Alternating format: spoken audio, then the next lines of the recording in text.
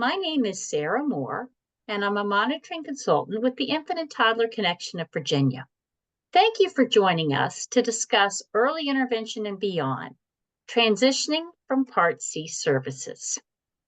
We're going to start today by talking a little bit about Part C because it is important when we talk about how Part C is different from Part B to go over a few fundamentals. So the first thing I'd like to talk about is what makes children eligible for Part C. Children are eligible for early intervention in Virginia if they have a 25% developmental delay in one or more developmental area, including cognitive, physical, communication, social, emotional, and/or adaptive behavior. They're also eligible if they show atypical development or if they have a diagnosed physical or mental condition that has a high probability of resulting in a developmental delay. All children who are found eligible receive assessment for service planning, looking at strengths and challenges in all areas of development. Assessment for service planning includes gathering information from family and caregivers. After assessment for service planning, an individualized family service plan, also called the IFSP, is developed. This plan includes goals and outcomes based on the family's concerns and priorities. The IFSP documents the services that will be provided to address these goals and outcomes, progress towards these goals, and how the local system will support the family as they exit EI. I mentioned eligibility, assessment for service planning, and the IFSP because information from these steps in Part C is also involved in transition as the child moves to Part B. Service coordination is provided for all families and is included on the Individualized Family Service Plan. Service coordinators participate in assessment for service planning. They coordinate IFSP development and review, and they oversee implementation of the plan. Service coordinators check in with families regularly, connect families to resources and community supports, and communicate with providers working with the family. Service coordinators support families in planning and preparing for transition from early intervention. Supporting transition begins when the initial IFSP is developed. Discussion at this meeting includes making families aware of when their child may leave early intervention. So when do children transition from early intervention? Children leave early intervention when they reach age level in all developmental areas and do not meet any other eligibility requirements. If they remain eligible, children leave early intervention when they turn 3 and are no longer age eligible. Children also leave early intervention when they begin services with the public schools through early childhood special education between the ages of 2 and 3.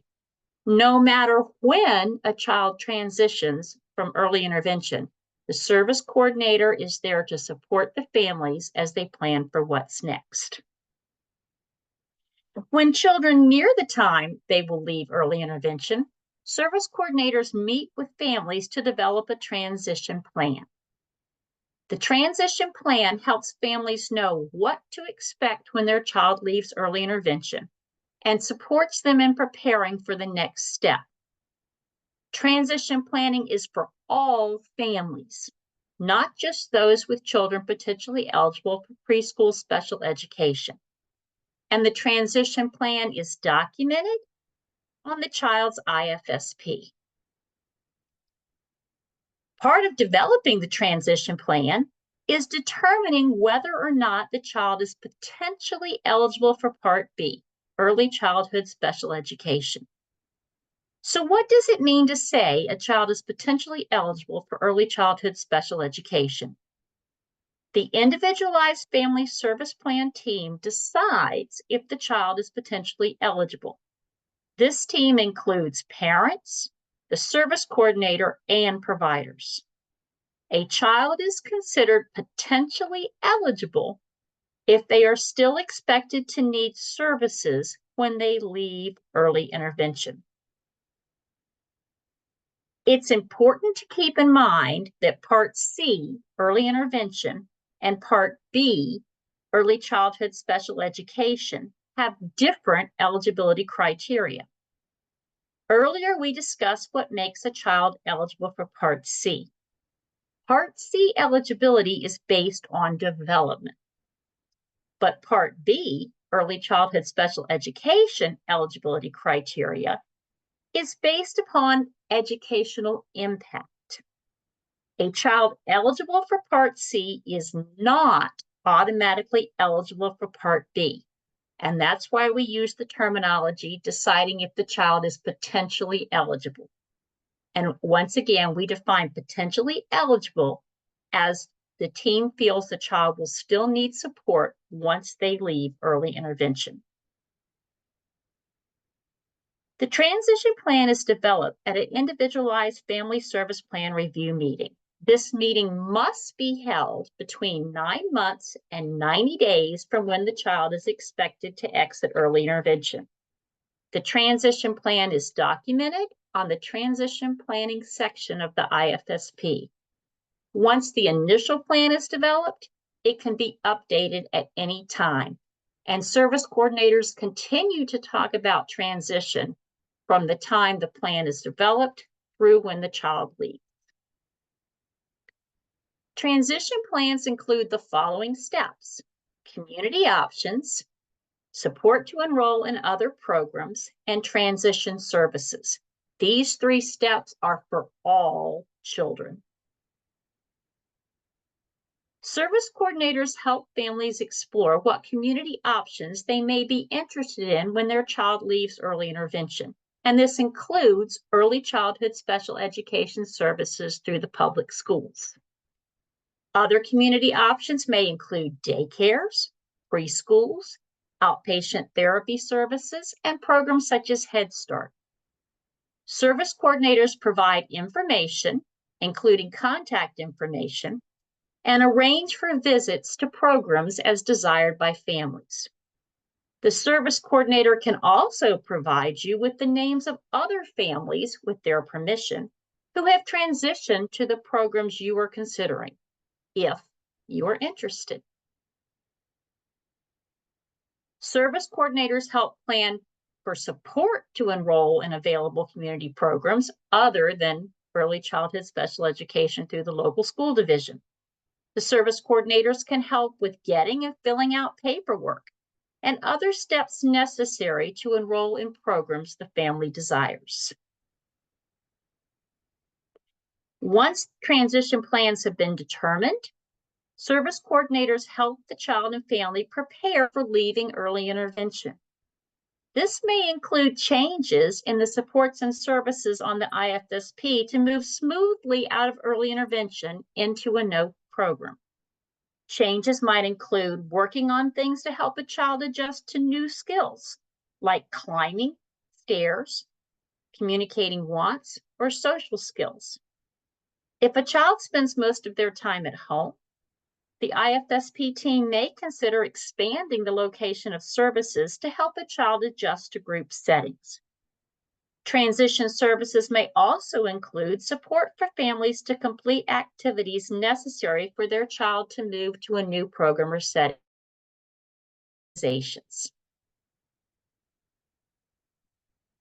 The local early intervention program sends notification to the local school system for all children who are potentially eligible for early childhood special education, unless the parent opts out. This notification is a referral.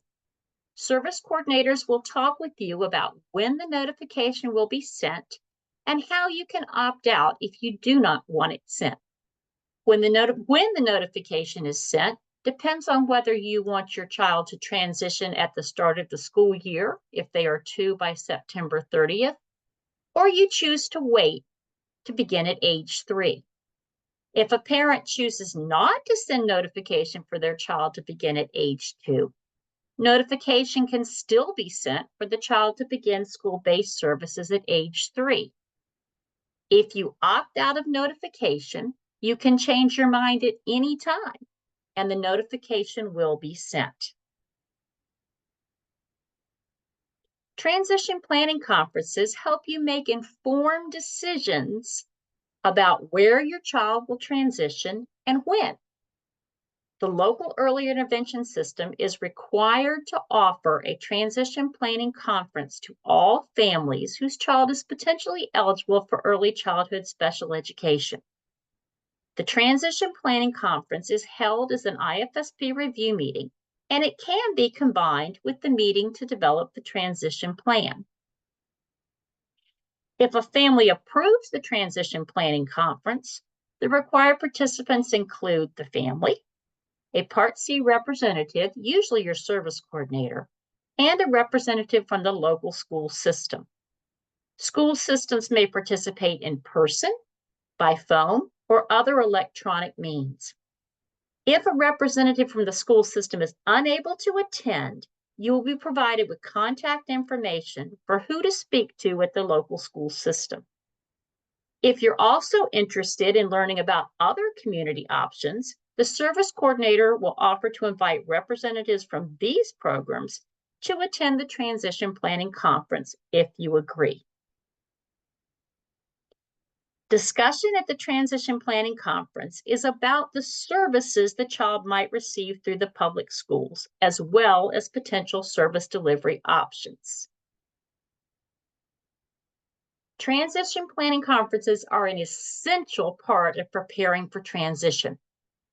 Transition planning conferences help alleviate the unknown. You can learn how are school services similar to early intervention and how are they different? What are the different types of placements your local school system offers? Where and how are services delivered?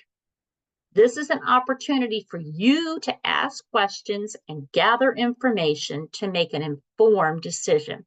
So I highly encourage you to participate in the Transition Planning Conference if your child is potentially eligible for early childhood special education.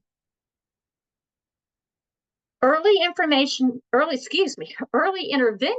can share information with the school system. If you sign a release of information, we can share the IFSP and other documentation to aid in eligibility determination, and if your child is eligible, development of the individual education plan.